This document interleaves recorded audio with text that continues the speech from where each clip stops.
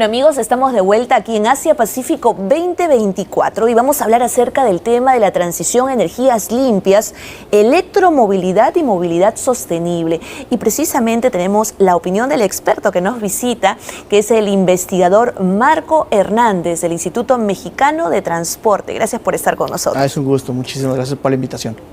Conversamos acerca de esta transición que se está haciendo de manera paulatina, ¿no? Con la adquisición, por ejemplo, de flotas eléctricas. ¿Cuánto ha avanzado México en ese sentido? Bueno, no podemos dar una cifra como tal. Se ha avanzado. Cualquier paso es bueno. Lo importante es empezar a motivar que se hagan esos cambios, que creo es lo que se ha hecho.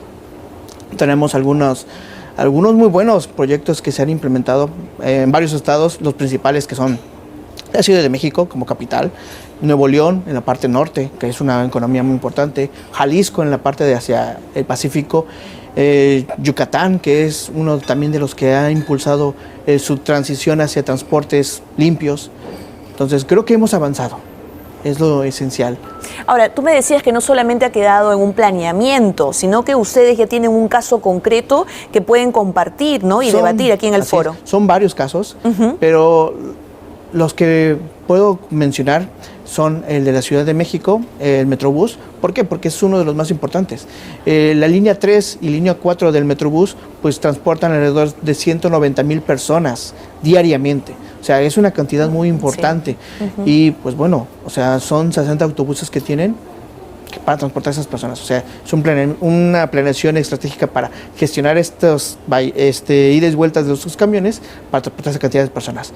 Y otro es Yucatán, con el sistema Vaivén, el cual pues transporta al menos 20,000 personas diariamente. O sea, tal vez es un poco más pequeño que lo de la Ciudad de México, pero en la parte sureste de México es importante. Claro, no voy a menospreciar los demás que son en Nuevo León y Monterrey y Guadalajara, pero considero que son casos que puedo estar hablando de primera mano.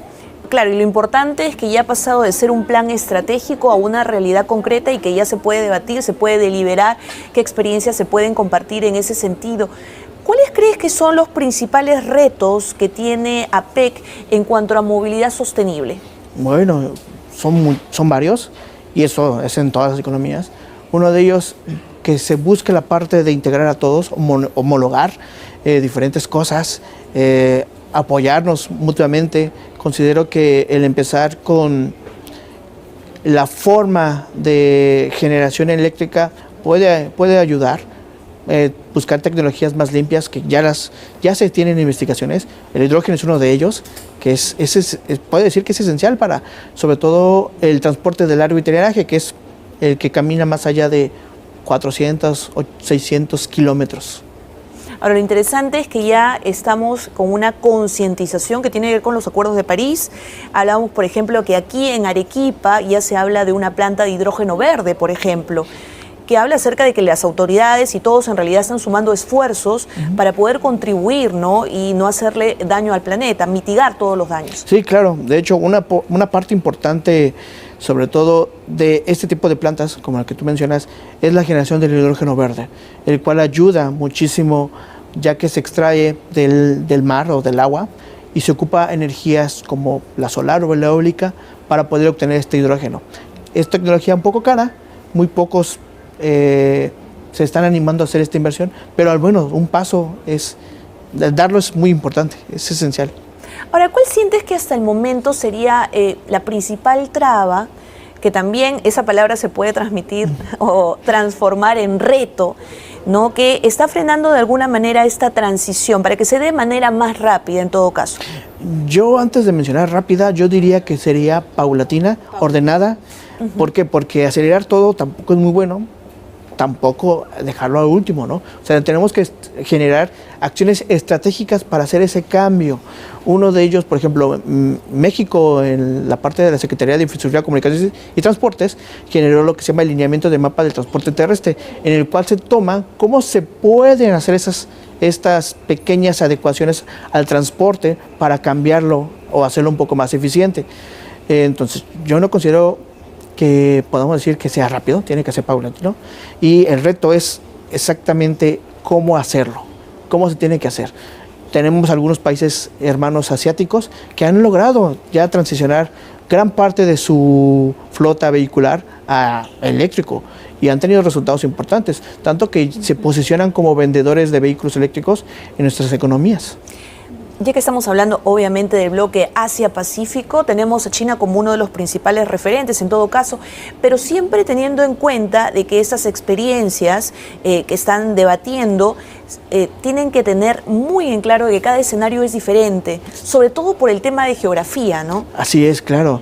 De hecho, América Latina pues tiene una orografía un poco accidentada, o sea, tenemos montañas, valles, y es lo que hace que sea bonito, ¿no? O sea, América Latina es atractivo, es una zona turística muy envidiable, por decir, pero eso mismo nos hace que la implementación de ciertas estrategias sean complicadas, ¿no?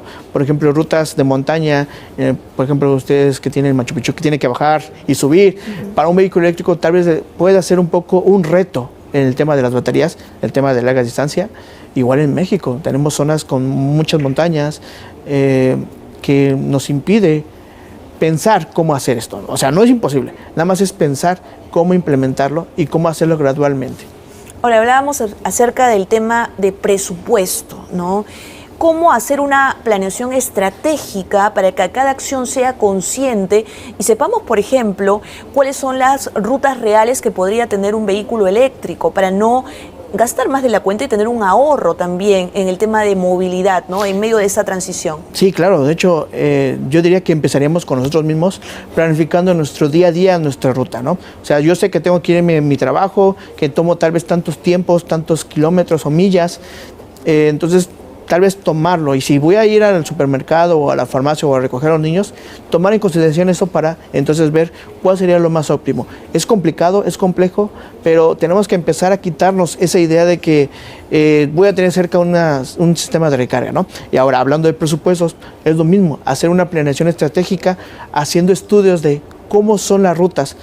Se hizo ya en la parte del Metrobús, en el vaivén, en Guadalajara, que se implementaron algunas rutas por medio de estos estudios de consumo de combustible en camiones. Ahora, es interesante cómo las empresas, ¿no? Y los técnicos que están viniendo a disertar en estas reuniones hablan de este proceso de descarbonización, ¿no?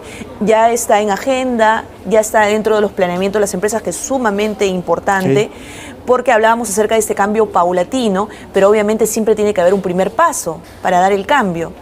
Sí, claro, tiene que generarse un yo quiero cambiar, ¿no? Una parte de cómo voy a implementar, cómo voy a realizarlo. Tenemos que abrirse al escuchar y, aunque cueste trabajo, pues dar ese cambio, ¿no? Poco a poco. Ok, entonces estamos en buen camino, ¿no? Estos talleres están llevándose a cabo para justamente ver el modelo asiático, cómo Latinoamérica también está sumando esfuerzos en el tema de movilidad sostenible y electromovilidad, y hacer una planeación estratégica acerca de cada uno de los pasos que se hacen para mitigar los daños y cuidar, ¿no? Nuestro planeta. Muchísimas gracias, Marcos, gracias, por haber un placer. estado con nosotros. Gracias por la invitación. Gracias. Bueno, nosotros vamos a continuar con el programa y vamos a escuchar ahora a Jorge Antonio Chávez con el segmento La Clase. Adelante.